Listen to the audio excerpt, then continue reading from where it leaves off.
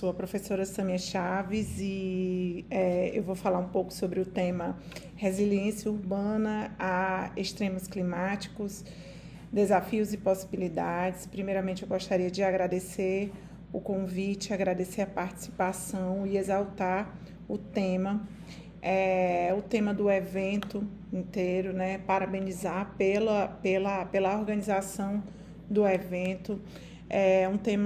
São temas extremamente relevantes e necessários, uma vez que 4,4 bilhões de pessoas vivem hoje na cidade, né, o que corresponde a 56,2% da humanidade, e com estimativas de chegar a 68% da população mundial em 2050. Então, quanto mais a gente abordar estratégias, né, ampliar os debates sobre as estratégias da busca para a resiliência das cidades, principalmente num contexto de emergência climática, é bastante positivo. Bom, primeiramente, eu gostaria de mencionar os 3 pilares da resiliência urbana, que são resistência, que envolve a capacidade de suporte do ambiente urbano em se manter em funcionamento durante a ocorrência do evento, né? Mede a capacidade de suporte da cidade mediante a ocorrência de eventos extremos. O segundo pilar é a adaptação, que corresponde aos ajustes necessários, principalmente no que tange à infraestrutura, diante da recorrência dos eventos. E o último pilar trata-se da recuperação. É o momento pós-desastre. Como é que essa cidade vai se recuperar após a ocorrência no desastre? E a rapidez que essa cidade vai precisar para se restabelecer, para voltar à sua normalidade. Então, a resiliência urbana, ela envolve diretamente esses 3 pilares. Bom, e nesse contexto de emergência climática resultante do comportamento disruptivo da atmosfera, também implicado por conta principalmente da emissão dos gases do efeito estufa, fruto de ação antrópica, a gente tem registrado nos últimos anos, nas últimas décadas, um aumento da frequência desses eventos extremos. A gente entende evento extremo como aqueles desastres que antigamente, que em tempos remotos, ele era raro, ele era um fenômeno atípico.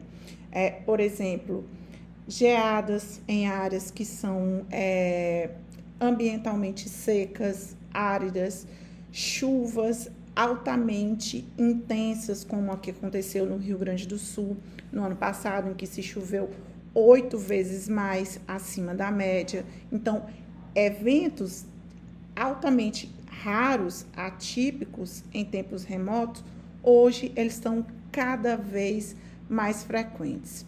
E são essas ameaças, frutos da emergência climática, que, como resultado de temperaturas em elevação, tem contribuído cada vez mais para o aumento e automaticamente para o aumento do registro de desastres desde os anos 90, a partir do momento em que passaram a surgir uma série de entidades, de órgãos que passaram a mensurar, a quantificar os eventos extremos. E desde os anos 90 até hoje, a gente registrou um aumento de 35% no aumento desses eventos. Eu queria fazer um parênteses para o termo desastres naturais. A academia hoje ela tem tentado muito desnaturalizar o conceito de desastre, retirar o peso do natural da ocorrência dos desastres, uma vez que hoje o entendimento é que os desastres eles são socialmente construídos a partir do momento em que eu ocupo áreas de risco, principalmente. Então, a literatura hoje ela busca exatamente desnaturalizar o tema, desnaturalizar o conceito. Por isso que o termo desastres naturais, ele vem sendo, ao longo do tempo, caindo em desuso, né, por conta do peso excessivo do fenômeno natural.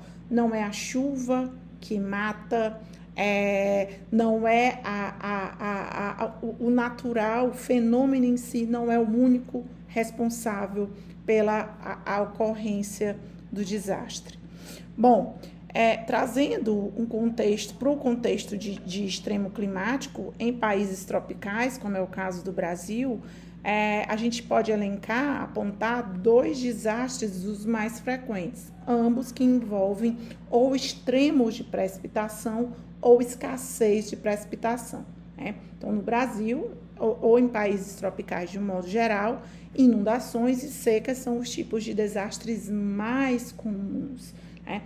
E ambientes urbanos, a gente pode destacar aí as encostas, deslizamento de encostas, principalmente em regiões serranas, como comumente a gente vê durante o verão brasileiro, nas regiões serranas, como por exemplo no Rio de Janeiro ou em São Paulo. Fazendo esse recorte um pouco para outros continentes, principalmente para o continente europeu, os 2 tipos de desastres mais comuns são as tempestades e ondas de calor, né? 2024 foi o ano mais quente registrado até o momento, e houveram uma série de ondas de calor, inclusive no Brasil, mas na Europa cerca de 175 mil pessoas morreram, chegaram a óbito por conta das ondas de calor, né? A gente costuma pensar que calor não mata, mas o calor mata, principalmente as pessoas mais vulneráveis, crianças, idosos, gestantes, pessoas que têm alguma espécie de comorbidade. Bom, outro fator que é válido ressaltar quando a gente menciona a emergência climática é que os eventos extremos, eles impactam de modos distintos as pessoas e os lugares. A gente entende que os mais vulneráveis, principalmente a população mais pobre e periférica, são as pessoas que mais padecem, né, que mais obtêm prejuízos com os impactos dos eventos extremos. Então, o que a gente pode relatar de impacto? Infraestrutura danificada, deslocamento de populações, principalmente. Hoje um tema muito comum são os refugiados climáticos, né? A população que se desloca das suas áreas, dos seus lugares de origem por motivos que envolvem o comportamento climático e perdas econômicas significativas, tá? Seja ela em ambientes urbanos ou ambientes rurais. Falando sobre a vulnerabilidade, sobre as vulnerabilidades. Quando a gente trata de vulnerabilidade, principalmente vulnerabilidade urbana, a gente pode elencar alguns fatores, como, por exemplo, urbanização rápida e desordenada das cidades, que é uma marca das cidades brasileiras. Uma maioria esmagadora das cidades no Brasil, elas têm essa característica, elas foram expandidas sem nenhum zoneamento urbano. Isso contribui muito para a sua baixa resiliência, né? Que corrobora para a ocupação das áreas de risco, ocupação de áreas de encosta, de margem de rio, de lago, lagoa, a degradação ambiental, principalmente resultante do excesso de permeabilização. Uma cidade, quanto mais impermeabilizada, mais cheia de problemas ela vai ter, principalmente problemas que envolvem enchentes, enxurradas, alagamentos. Outra face da degradação ambiental é a escassez do saneamento básico, é a poluição dos nossos rios urbanos, que na grande maioria das cidades são usados como ambientes que recebem os dejetos líquidos, o esgoto. Políticas públicas ineficientes, são políticas que tratam basicamente do pós-desastre e não priorizam políticas de prevenção e deficiência nos investimentos em infraestrutura. Infraestruturas essas que deviam ser muito mais bem cuidadas quando a gente fala de obras de contenção, de diques, de pontes, que contribuem para um ambiente urbano mais resiliente. Bom, eu trouxe aqui um mapa do Índice de Desenvolvimento Sustentável das Cidades. É uma ferramenta que mede a sustentabilidade das cidades brasileiras, né? Mede os mais de 5.500 municípios do Brasil. Essa ferramenta, ela usa como base os ODS, né? Os Objetivos do Desenvolvimento Sustentável. E usa os ODS para ranquear essas cidades. Quanto mais próximo de cidade, ela tem um alto índice de sustentabilidade, e quanto mais próximo de zero, mais difícil e mais distante da sustentabilidade essa cidade ela se encontra. A gente pode perceber aqui no mapa que as cores, né, as cores quentes, vermelho, laranja, são as cidades que apresentam maiores deficiências em índices de sustentabilidade. E as áreas em amarelo são as cidades que têm um IDSC médio, né? A gente percebe aqui no mapa que principalmente a região norte, há um muito baixo índice de sustentabilidade urbana, né? Uma vez que essa cor em vermelho aqui reflete as cidades que têm muito baixa sustentabilidade, né? E em amarelo, baixa sustentabilidade. A gente percebe que a região norte, principalmente a região norte, tem uma baixa sustentabilidade, as cidades, e a região central do Brasil e sudeste possui uma média sustentabilidade, né? A partir daí, ela se estabelece um ranking de sustentabilidade. Então, a gente percebe que temos muito a evoluir nesse sentido. Outro mapa que reflete bem como é que anda a política climática no Brasil é quando a gente fala do plano de ação climática, né? Da quantidade de capitais no Brasil que não tem um plano de ação climática, né? Que são exatamente essas capitais dos estados aqui em amarelo. Belém e Porto Alegre ainda estão em fase de elaboração. E é bem preocupante quando a gente percebe que uma parte considerável das capitais brasileiras não possuem um plano de ação climática. O próprio nome já diz muito. É um plano, né, que estabelece metas e diretrizes que aquela cidade vai desenvolver para combater, para conviver, né, nem combater, para conviver com a emergência climática. E é urgente a necessidade dessa política. Bom, mas quais são as estratégias que podem tornar as cidades mais resilientes frente aos extremos climáticos? Bom, muitas cidades pelo mundo afora já adotam uma série de medidas, né? Uma série de políticas e adotam uma série de modus operandi, inclusive no Brasil. Bom, o que a gente pode, o que costuma envolver essas estratégias na busca para a resiliência urbana? Primeiro, é o que a gente chama de infraestrutura verde. São infraestruturas que envolvem cada vez mais o verde, o aspecto natural, e não o impermeabilizado, e não o artificial, como, por exemplo, parques e telhados verdes, para controle de inundações e alagamentos. Outra estratégia que tem sido adotada para tornar as cidades mais resilientes são os sistemas de alerta partindo de uma defesa civil bem articulada, que envolve monitoramento precoce e gestão eficiente de crises. Aqui a gente faz um adendo sobre estratégias de prevenção, né? A defesa civil é uma defesa civil municipal empoderada, ela ajuda muito em aspectos da prevenção. E, obviamente, esse sistema de alerta serve principalmente para monitorar, para que a gente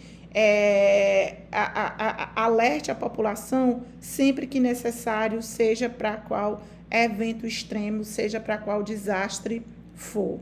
Outro aspecto que tem tornado as cidades mais fortes, mediante a ameaça dos eventos extremos, é a coesão social. Uma população cada vez mais empoderada e entendida, que compreende os eventos a qual ela se encontra em risco, é uma população cada vez mais forte para lidar com os problemas, mediante os problemas resultantes do desastre. Então, o engajamento comunitário é essencial para uma cidade resiliente. E a diversificação econômica, principalmente partindo do fortalecimento de empregos locais, de uma economia sustentável. Eu trouxe aqui um exemplo de coesão social, que é um projeto que a gente está desenvolvendo aqui em Teresina, que é uma política resultante da Secretaria Nacional das Periferias, que é uma secretaria ligada ao Ministério das Cidades, que é o Plano Comunitário de Redução de Riscos de Desastres. O que é o Plano Comunitário de Redução? É um instrumento de reivindicação coletiva que vai subsidiar políticas públicas mitigadoras de enfrentamento a riscos de desastres. Bom, são planos desenvolvidos para empoderar as populações, principalmente a população periférica que vive em área de risco. Qual é o diferencial do plano comunitário? É trazer a população para o protagonismo do processo, é trazer a população para a busca de soluções, né? Não tem como objetivo remover ninguém das áreas de risco, mas sim empoderar essa população com uma série de soluções de baixa complexidade que possam minimizar os efeitos dos desastres, né? Porque a gente entende que ninguém mora numa área de risco porque quer. Então, a ideia do plano comunitário, a ideia maior do plano comunitário é trazer essa população que padece com os desastres, seja ele qual for, né? Existem uma série de planos comunitários espalhados pelo Brasil, por todo o Brasil, e aqui em Teresina a gente desenvolve em 3 bairros da capital, que são esses 3 bairros, Puti Velho, Mafrense e Olarias, como está aqui, ó, são bairros que estão assentados na zona norte da cidade.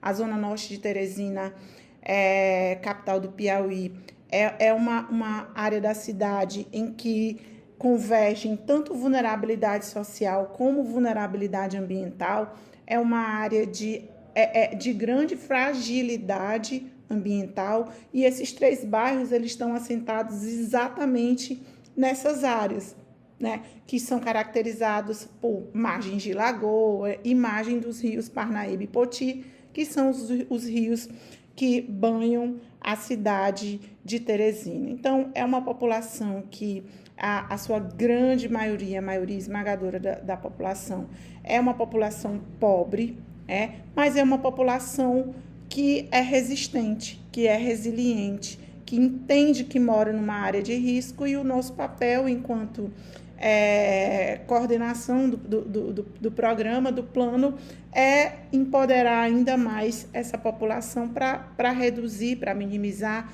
os impactos, principalmente das inundações e dos alagamentos, que são os 2 desastres a quem essa população sofre mais, né? Os riscos que essa população sofre mais. Então, como a gente costuma dizer aqui, é a área mais crítica da cidade, via de regra, todo o período chuvoso nosso, que vai de janeiro a maio, as casas são invadidas pela água, principalmente fruto de alagamento, fruto de aterramento das lagoas, né? É uma população que mora numa área em que parte dessa área, inclusive, já foi desapropriada pela prefeitura e é uma área que realmente precisa de uma atenção mais especial por parte do poder público. Bom, hoje, as cidades, na busca pela resiliência, hoje é muito comum essa busca por soluções baseadas na natureza. Já há um entendimento por parte dos gestores, há um entendimento por parte da academia que em ambientes urbanos as melhores estratégias são aquelas que envolvem soluções baseadas na natureza.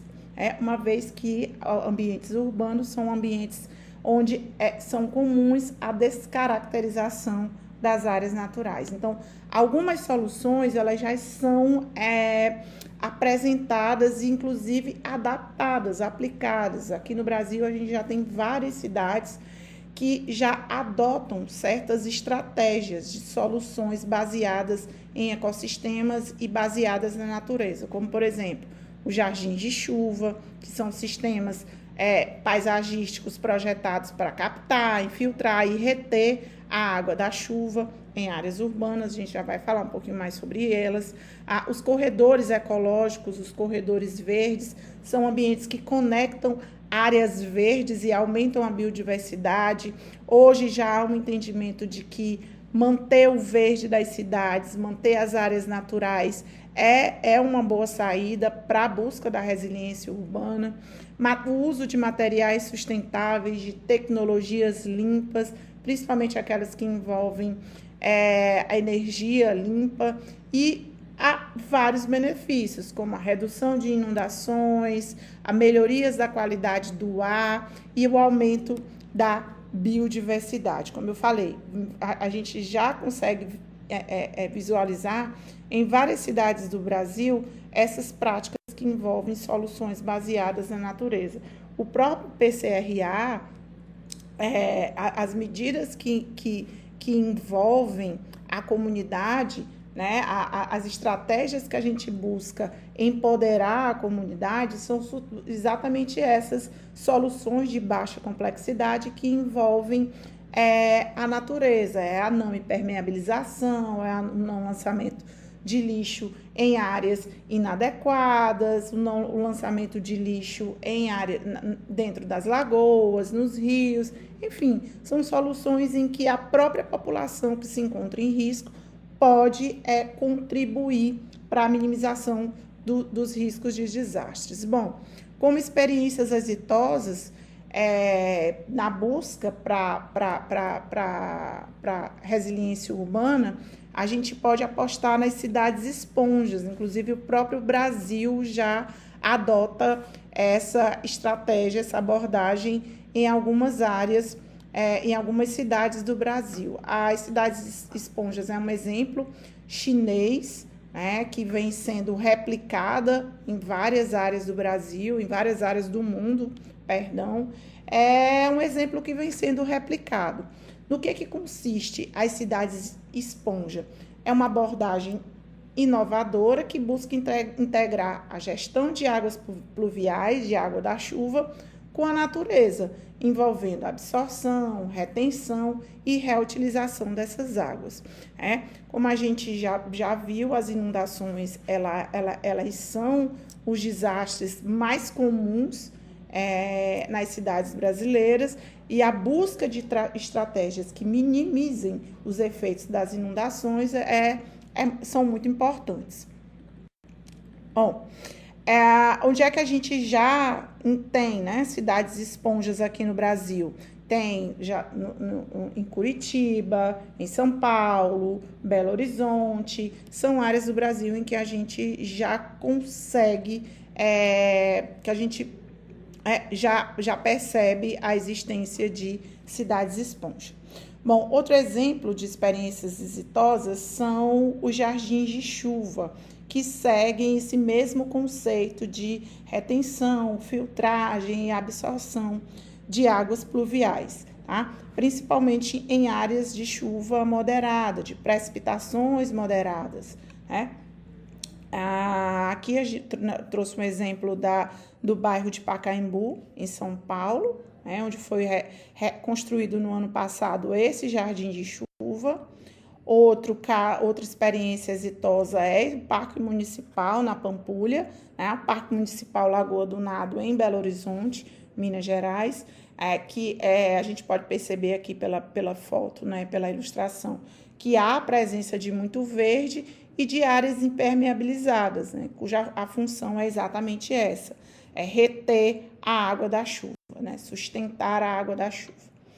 Outra estratégia que contribui para a resiliência urbana, quando a gente fala de ilhas de calor, né, e aumentos de temperatura, as ilhas de calor são eventos muito comuns, né, nas cidades, né, em áreas urbanas, aquele pico de calor que é registrado principalmente em áreas centrais e adensadas das cidades.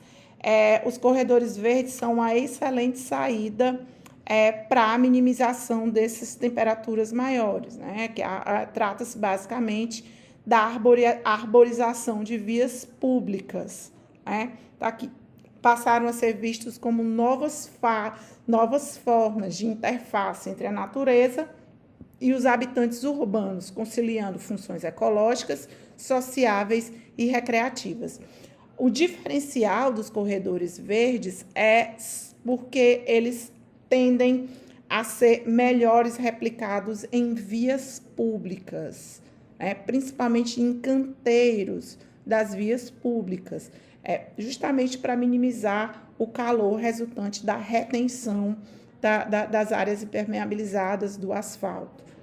E de conectividade. Outro item importante dos corredores verdes são a conectividade entre as áreas da cidade, né? Fazendo uma conectividade verde entre os bairros da cidade.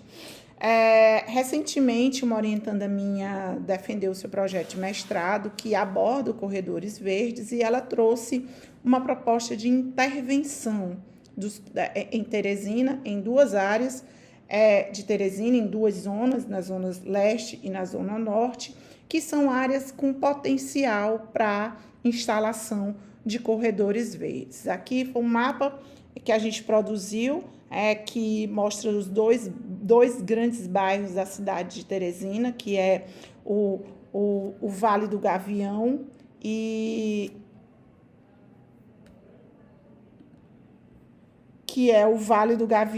e o Vale Quem-Tem, são dois bairros bem populosos, com registro de ilhas de calor, aqui em Teresina, na zona leste de Teresina, e ela apontou a rua principal que interliga esses dois bairros como uma área potencial para instalação de um corredor verde na tentativa de minimizar as ilhas de calor registrada. Outro ponto da cidade de Teresina que a gente conseguiu apontar como uma área apta para a instalação de um corredor verde foi no bairro Mocambinho. O bairro Mocambinho é o mais populoso da região norte do Brasil, da região norte de Teresina, e a sua avenida principal, ela é principalmente a Avenida Freitas Neto, é uma área potencial para receber um corredor verde. Inclusive, a gente já tem até uma reunião marcada com um órgão privado aqui de Teresina que demonstrou interesse em ajudar a gente na instalação desse corredor verde, que vai ser muito importante para minimizar o calor aqui em Teresina, que a gente costuma falar aqui que o nosso calor é diferenciado. Nos últimos meses do ano, o famoso BR-OBRO, setembro, outubro, novembro, dezembro a coisa já melhora um pouco, mas aqui a gente tem médias térmicas altíssimas, de 40 graus, 43 graus. Então, como a gente está aqui numa alta latitude, né? O nosso calor aqui é bem brabo. Então, toda e qualquer medida que busque minimizar os efeitos do calor em Teresina é bem-vindo. Bom, podemos elencar alguns passos na busca de cidades resilientes, né? Diante de tudo que a gente já viu. Um passo, talvez o primeiro, seja o zoneamento urbano, é um passo importantíssimo nessa busca, uma vez que a partir do zoneamento a gente consegue apontar áreas aptas e inaptas à ocupação urbana, né? Então, boa parte dos problemas urbanos, e principalmente quando a gente menciona áreas de ocupação de áreas de riscos, seriam evitadas a partir de um zoneamento urbano eficiente. O segundo passo, edifícios resilientes, estruturas resilientes de um modo geral, principalmente quando a gente cita diques e obras de contenção, obras estruturais que contribuem para a redução do impacto dos desastres. A organização intersetorial, a partir da integralização desses setores governamentais, né, dos diversos setores, das diversas esferas, e uma comunicação eficaz entre elas e os espaços públicos não impermeabilizados. Acho que boa parte de vocês, arquitetos, urbanistas, já entenderam essa sacada que quanto menos impermeabilizado, melhor, né? Quanto mais natural, melhor. Bom, como exemplo de zoneamento, eu trouxe aqui o PDOT, que é o Plano Diretor de Ordenamento Territorial de Teresina, que é um macrozoneamento da cidade, elaborado ainda em 2019.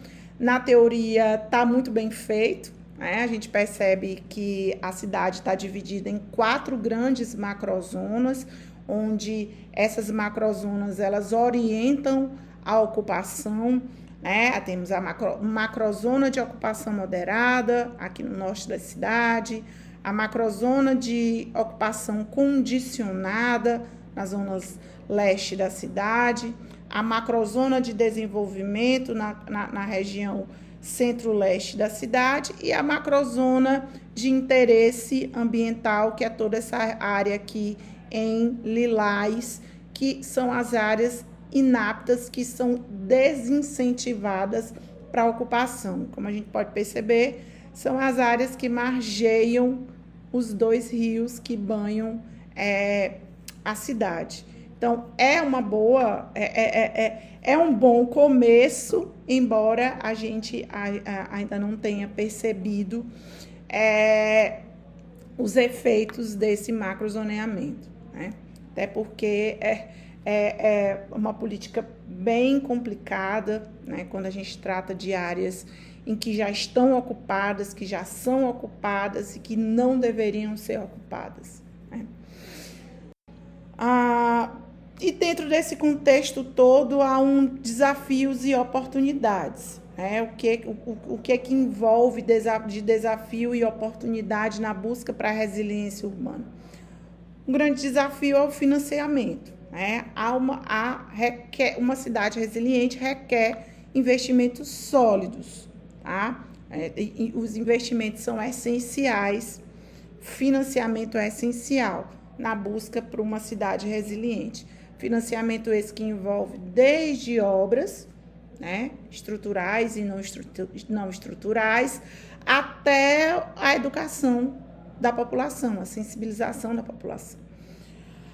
Engajamento político, né, um apoio governamental, principalmente políticas eficazes, né, políticas essas que não priorizem apenas o pós-desastre, mas que priorizem também a prevenção, a inovação tecnológica, pesquisas e novas tecnologias que impulsionam soluções urbanas, né, de mitigação de eventos extremos, e a população, né, educação, sensibilização e mobilização da população, principalmente informação, uma população informada de riscos, sobre os riscos às quais correm, é uma população que é um elemento essencial para a prevenção de riscos e desastres. Bom, as cidades resilientes, elas são mais seguras, mais prósperas, mais sustentáveis, e é uma luta, né? É uma luta que envolve tanto os agentes públicos, a população e a academia, os pesquisadores. E é isso, gente. Eu queria agradecer o convite, queria me colocar à disposição de todos vocês para troca de material, para dúvida. E mais uma vez queria parabenizar pelo evento e pelos temas abordados, tá? Muito obrigada.